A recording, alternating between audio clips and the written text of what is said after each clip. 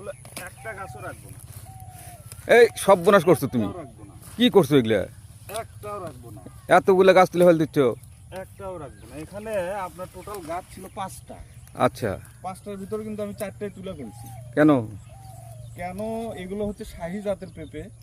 শাহী জাতের পেঁপে যখন আমরা 4টা-5টা চারা লাগাই, এখান থেকে যখন পুরুষ এবং স্ত্রী গাছ বাছাই হয়ে যায়, তখন আর বাদবাকি গাছগুলো রাখার কোনো প্রয়োজন নেই। ও আচ্ছা আচ্ছা, এই জন্যে। হ্যাঁ, এখন আপনাদেরকে দেখাই, একটু আসেন এদিকে।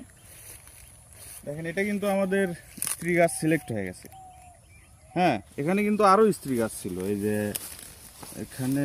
হ্যাঁ, এটাও দেখা যাচ্ছে এই যে স্ত্রী গাছ ছিল। স্ত্রী গাছ ছিল এটা। তো যেটা মোটা গাছ ছিল সেটাই আমরা রেখে বাদবাকিগুলো কিন্তু তুলে ফেলতেছি। না, এটা খুব ভালো একটা ইয়া। এখানে মায়া করলে তো হবে না। না না, মায়া করলে হবে, মায়া করলে পরে তোমার ওই গাছ তো দুর্বল হবে। হ্যাঁ, এই গাছটা দুর্বল হয়ে যাবে। এর জন্য আমরা যত তাড়াতাড়ি পারি পুরুষ স্ত্রী না, এটা একটা খুবই গুরুত্বপূর্ণ বিষয় আর কি।